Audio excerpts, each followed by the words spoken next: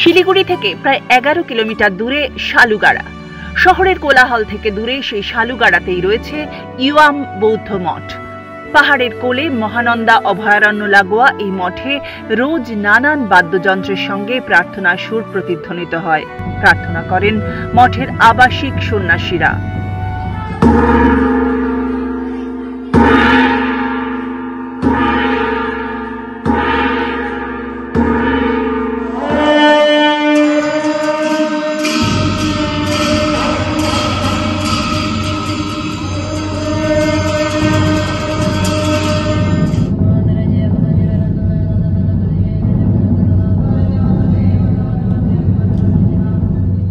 नमस्ते, मेरा नाम तेजी समू है और हम लोग इधर रहता है और मैं इधर रह के 7 साल इतना हो गए हैं। फिर हम लोग ये बजाता है, क्यों बजाता है मतलब हमारा इधर टाइम 3:30 से 5 तक प्रे हो रहा है, इसीलिए तो हम लोग सबको बुला के इधर ये बजाता है 5-5 मिनट के गैप में। फिर हम लोग পূজা करता है। সকাল থেকে মঠ খোলা থাকলেও বিকেলে হয় মূল পুজো, যা দেখতে রোজই দূর দূরান্ত থেকে আসেন দর্শনার্থীরা। একদিকে পাহাড়, অন্যদিকে জঙ্গল, অসীম শান্তির মাঝে বিরাজ করছে ইওয়াম।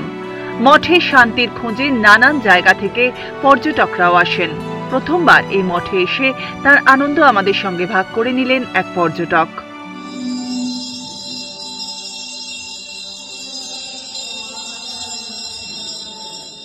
মালদা থেকে এসেছে। কেমন লাগছে এখানে এসে?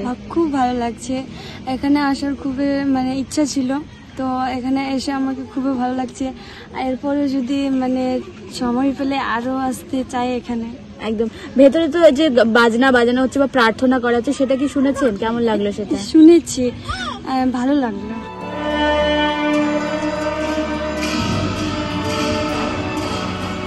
বিশাল বুদ্ধমূর্তির সামনে দাঁড়িয়ে অপার শান্তির খোঁজে জমা হন বহু মানুষ। প্রার্থনার সুরে সন্ন্যাসীদের সঙ্গে যেন একাকার হয়ে যান পর্যটকরাও।